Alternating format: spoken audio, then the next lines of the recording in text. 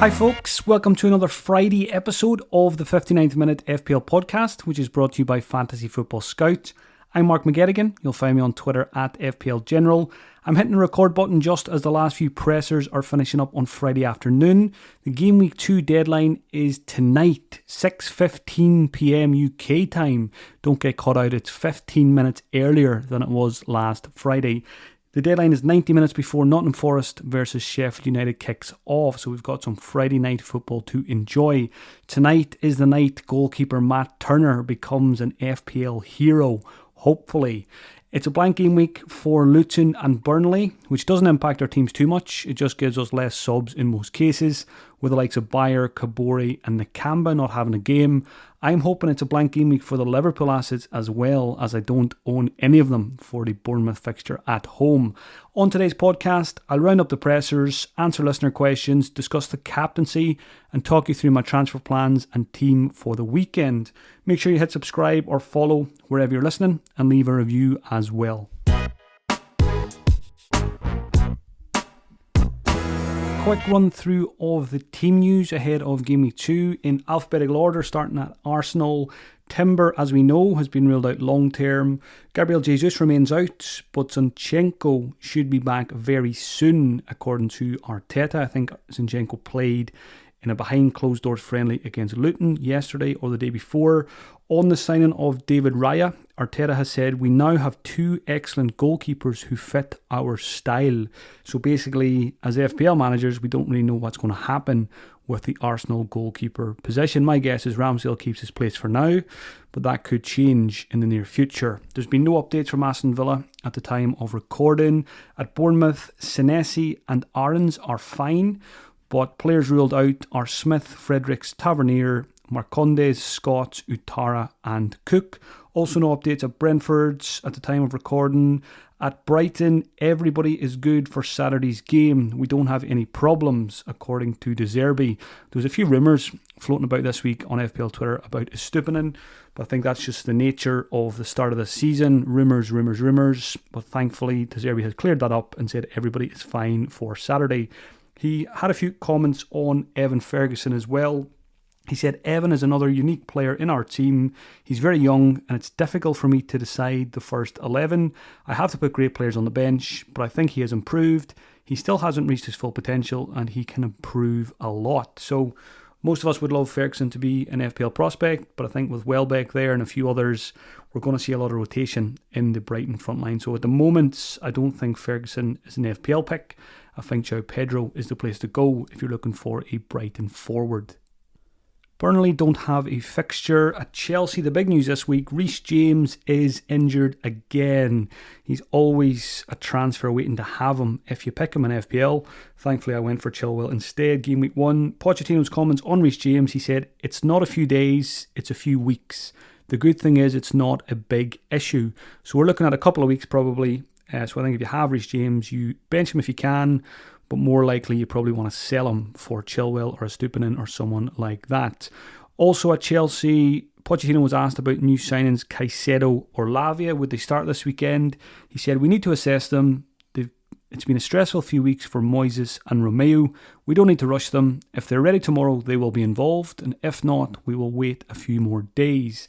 At Crystal Palace, Guéhi is available. Just a bit of cramp last week. Olise, who signed a new contract. Great to see that.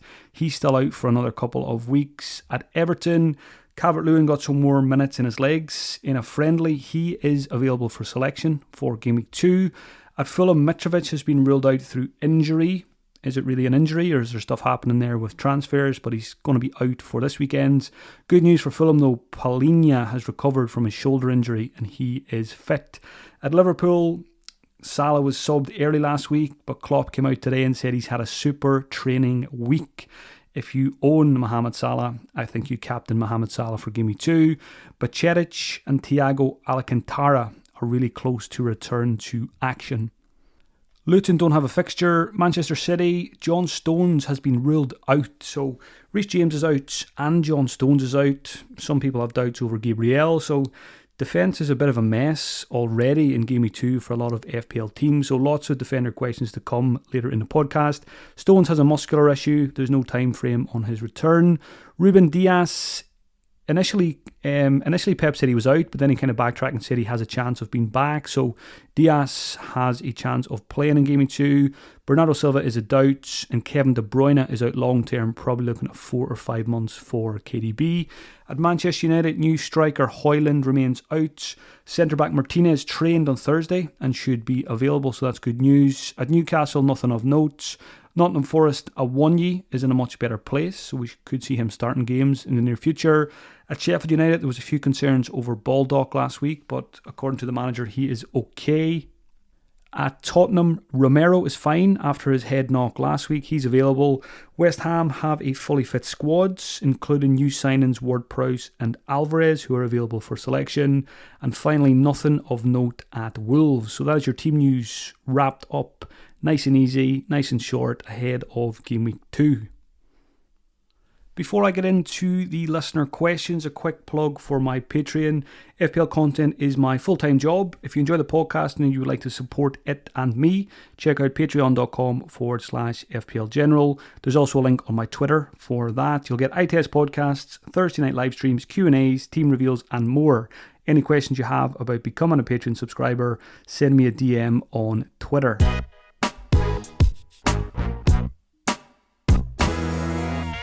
Time to get stuck into some listener questions now. I'll get through these as quick as I can, as I'm conscious that people will be listening to this quite close to the deadline. First one is from Grant Winter. Is it worth starting Turner over Onana?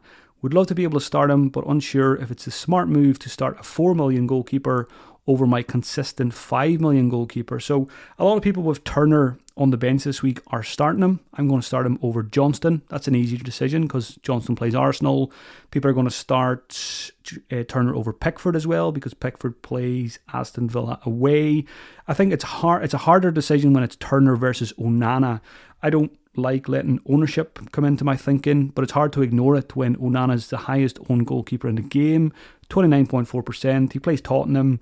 But when I simplify it, I don't really expect a clean sheet for United against Tottenham. And, the bookies' odds on clean sheets favour Nottingham Forest by quite a distance over Manchester United this week for a clean sheet. So I'm happy to start Turner over Johnston. And I think I would just about go Turner over Onana as well. But I do think the Turner-Onana decision is not an easy one compared to some of the other goalkeeper comparisons. Question from Chris. Chris made an early transfer to avoid a price drop. Unfortunately, that player was Reece James. Do I take him out for someone like Shaw for a hit? Already have Chilwell and Estupinan. Or will I get away with a James price drop by holding until I have the free transfer to swap? So overall, take this as a lesson this season. Everyone who's listening, don't worry about price drops. Don't worry about price rises. Wait for information. We've seen it this week. James is out.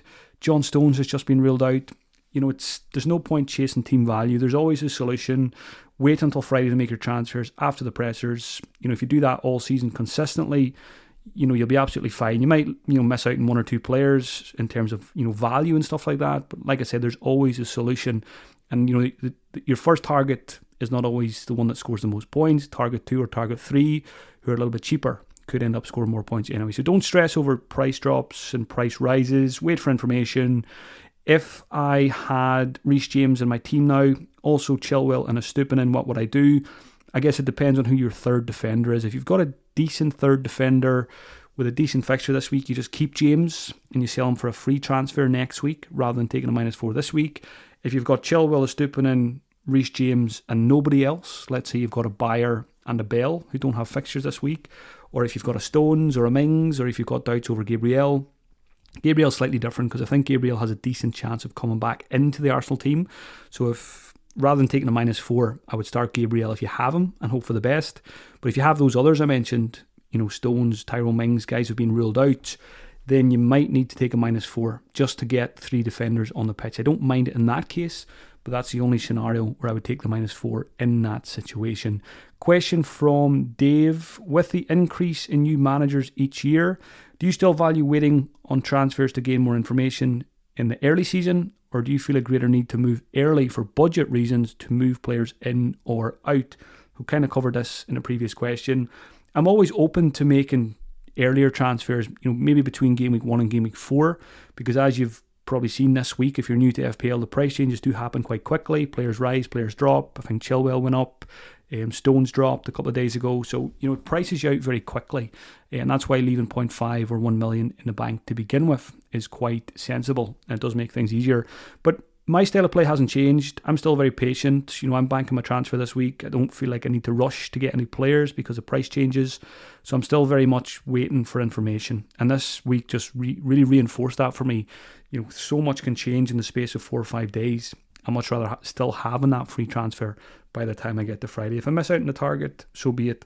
There is always exceptions. If I didn't have Chilwell already in my Game Week 1 team, and I had a John Stones or something this week, for example, maybe if we rewind back to Monday or Tuesday, if I had 0.0 wiggle room to do that, I probably would have, if I just thought to myself, I really need Chilwell, don't want to waste any time, don't want to get priced out, I probably would have just went for it. People who went for Chilwell Monday or Tuesday this week, that's absolutely fine. There's certain exceptions. If you think a player is absolutely necessary, you don't need to wait. But again, there's only a couple of players that I would put in that bracket. Question from Dries. Happy with my defence, but with the news that James is out, is it worth swapping my 4 million defender to Gusto, or would that be a waste of a transfer? So yeah, a lot of people are getting excited about Malo Gusto now at Chelsea. He's a right back. He's only 4 million, but there's no guarantee that he'll start every game. We could see someone like Disasi play at right back. I've seen a few tweets today linking Chelsea with a new defender, and my understanding that he is a right back. So just be careful with Gusto. If it's a case of either selling your 4 million defender this week to get Gusto or banking your transfer, just bank your transfer. Give yourself an extra week of information.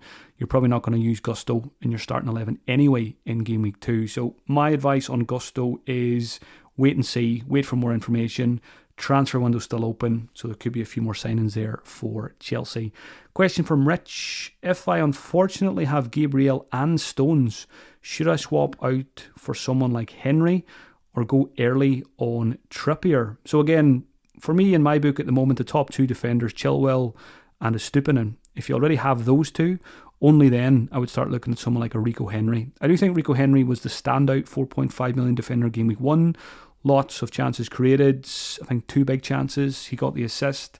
Brentford just kind of a steady Eddie team that should take over nicely over the season. If Henry, you'll play him some weeks when the fixtures are good or when you need him. So if you have Gabriel and Stones, if you're looking a bit dodgy in defence, I'd probably sell Stones because he's confirmed out. Someone like Rico Henry, I'd like free up a bit of money, free up. What's that? 0.5. Actually, free up $1 million if you go Rico Henry from John Stones. So I like that. Trippier, I'm probably going to end up going on him, but not till Game Week 4, Game Week 5. So I don't think you go there just yet when he's got City and Liverpool, I think it is, in the next 2 games. So yeah, Chilwell, Estupinan, Rico Henry, those are the guys you want to be looking at. I guess you could take a punt on Gvardiol, but again, no guarantee that he starts, even with 1 or 2 of the others possibly not playing. Question from Paul. If I'm choosing between Gabriel, who is more likely to get a clean sheet if he plays, and Udogie at Tottenham, who's more likely to get attacking points against Manchester United, who would you choose? So do I start Gabriel or do you start Udogie at Tottenham? I think I would gamble on Gabriel starting against Palace. I would go after the clean sheet rather than the possible attacking returns at Tottenham. Udogie looks good. Didn't blow me away Game Week 1 in terms of his attacking potential, but I do know he's got good numbers behind him from previous clubs and stuff like that. But yeah, I would just back the Arsenal defender, back the better defence, and I am quite confident that Gabriel will come back in. And if he doesn't come back in, hopefully Arteta just leaves him on the bench this time and you get the Tottenham man anyway. So Gabriel over Udogie gets my vote. Question from FPL Kobaloy. Moving away from the defenders, thankfully. Would you keep João Pedro away to Wolves, or would you move to Nicholas Jackson a week early for his game at West Ham? So it sounds like Kobaloy was planning João Pedro to Jackson Game Week 3, now considering bringing it forward a week. I see absolutely no reason to sell João Pedro. Yes, Jackson is attractive, looked good Game Week 1, he's got the fixtures, but West Ham away is not an easy fixture Game Week 2. But João Pedro scored. We know he takes penalties. He plays for a brilliant attacking team. I would not sell João Pedro. I can understand why you're tempted, but I would much prefer save your transfer, and then decide what to do game week 3 onwards. João Pedro, if he gets lots of minutes this season, he could be a season keeper at 5.5. Question from Eric, what are your thoughts on Enzo Fernandez? Eric says, with Caicedo signing and now Reece James getting his annual injury, Enzo might be on penalties. It was a masterclass against Liverpool. How advanced will he play against weaker teams? And he also took most set pieces. I did not think Enzo Fernandez would ever come up in conversation on this FPL podcast, but here we are, game week 2. He was excellent game week 1. He took a lot of corners. He's probably going to take some indirect free kicks. He's got a very good chance of penalties, I think, especially now that James is out of the picture.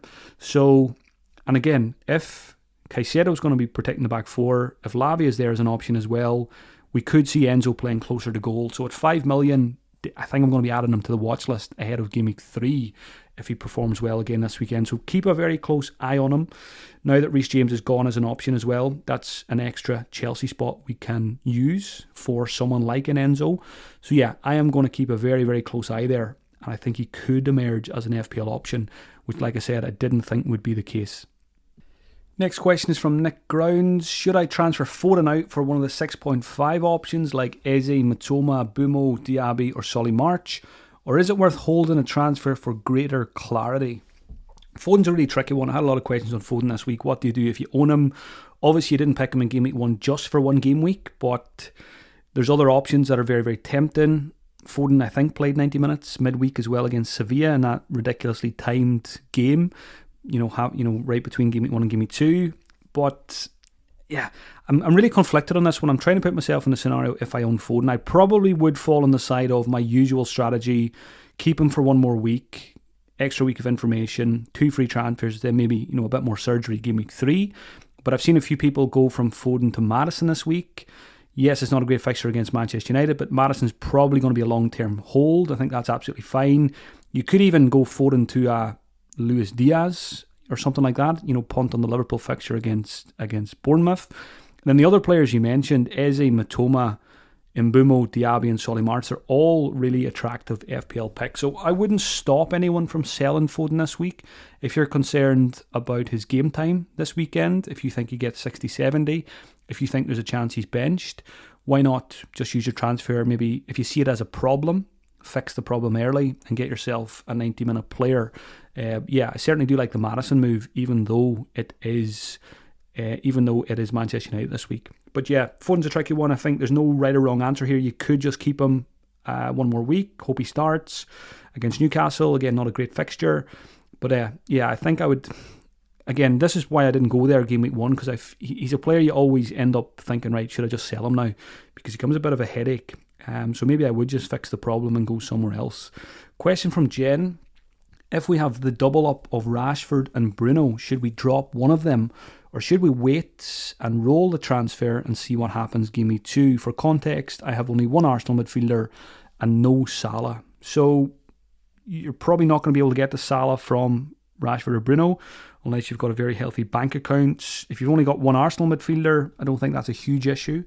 I would like to say that that's going to be Saka. I think he's the best Arsenal midfielder. I can see, people are very tempted to straight away get off double Manchester United midfield, but it was only one game.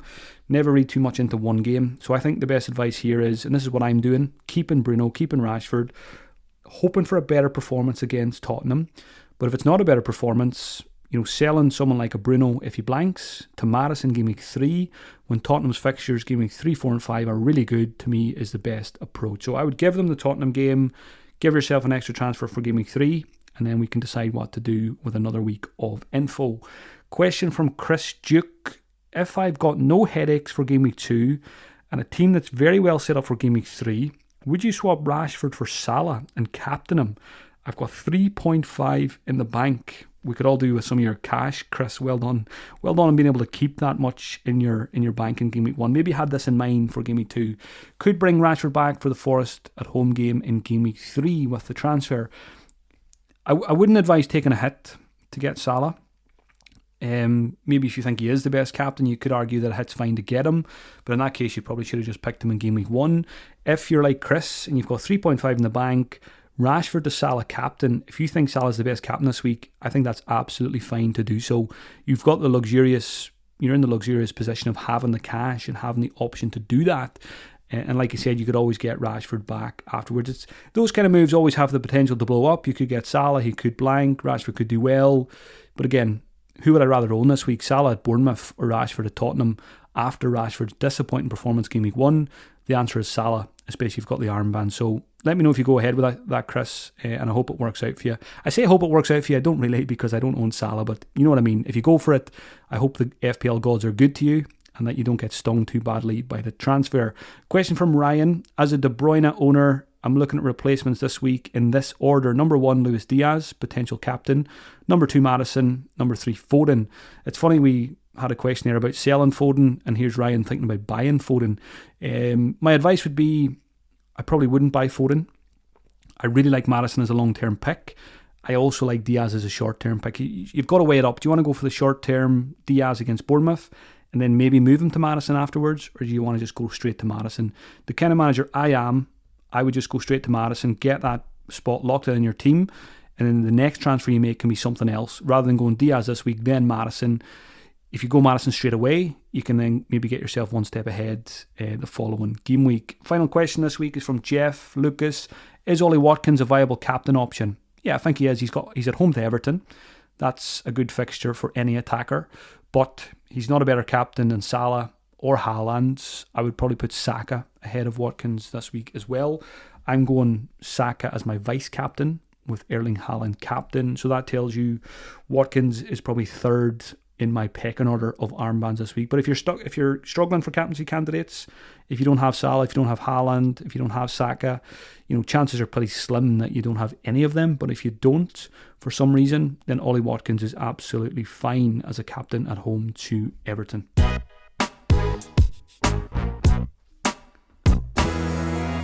To wrap up this week's episode, we've got captaincy transfers and my team for the weekend. Gameweek 2 captaincy, I think it's pretty straightforward. If you've got Salah, I think you captain him at home to Bournemouth, by far and away the best fixture of the weekends.